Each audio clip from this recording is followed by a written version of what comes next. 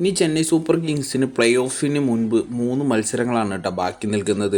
അതിൽ ഇന്ന് നോക്കുകയാണെങ്കിൽ ലക്നൗ സൂപ്പർ ജയൻസിൻ്റെ കൂടെയാണ് മത്സരം വരുന്നത്. ഇനി വരുന്ന ഈ 3 മത്സരങ്ങൾ ജയിച്ചാൽ മാത്രമാണ് കേട്ടോ നിലവിൽ എന്തായാലും ചെന്നൈ സൂപ്പർ കിങ്സിന് പ്ലേ ഓഫിൽ കയറാനായിട്ട് പറ്റുള്ളൂ.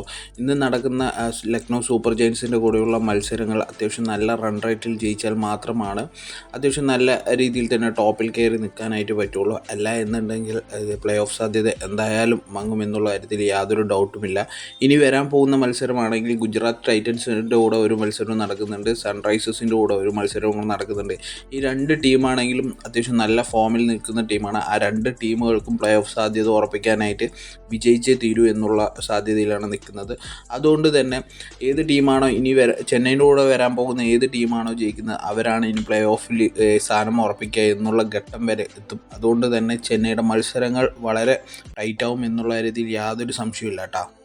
ഇതിനിടയിലാണ് ചെന്നൈ സൂപ്പർ കിങ്സിന് പരിക്കൊരു ബാധ്യതയായി വീണ്ടും മാറിയിരിക്കുന്നത് കേട്ടോ. ജെമി ഓവർട്ടൺ വീണ്ടും പരിക്ക് കാരണം ടീമിൽ നിന്നും വിട്ടുപോയിരിക്കുകയാണ്.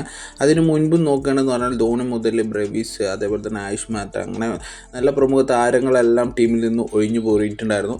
ഇനി പ്ലേയിങ് 11 നോക്കുകയാണെന്ന് പറഞ്ഞാൽ സഞ്ജു സാംസണും ഋതുരാജ് ഗൈക്വാഡും കൂടി തന്നെയാണ് കേട്ടോ ഓപ്പൺ ചെയ്യാനായിട്ട് പോകുന്നത്.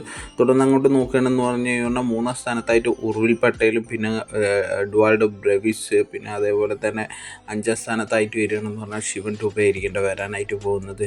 അങ്ങനെ 5 സ്ഥാനങ്ങൾ കംപ്ലീറ്റ് ആയി കഴിഞ്ഞു പറഞ്ഞാൽ പിന്നെ അങ്ങോട്ട് സർഫ്രാസ് ഖാൻ ഈ മത്സരം കളിക്കാൻ ചാൻസ് ഉണ്ട് 6-ാം സ്ഥാനത്തിലേക്കായിട്ട്.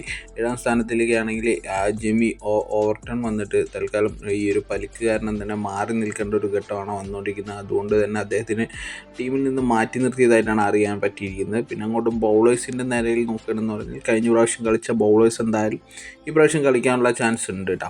അവരെയൊന്നും മാറ്റാൻ ചാൻസ് ഇല്ല. ഇനിയൊരു ടീമിനൊരു അഴിച്ചുപണി വേറൊരു സാഹചര്യങ്ങൾ കൊണ്ട്, പരിക്കല്ലാത്ത സാഹചര്യങ്ങൾ കൊണ്ട് എന്തായാലും മാറ്റാനുള്ള ചാൻസ് ഇല്ല. ഇപ്പോൾ തുടർന്ന് വിജയങ്ങൾ കൈവരിച്ച ടീം തന്നെ കണ്ടിന്യൂ ചെയ്യാനുള്ള സാധ്യതയാണ് കാണുന്നത് എന്നുള്ള റിപ്പോർട്ടുകളാണ് വന്നുകൊണ്ടിരിക്കുന്നത്.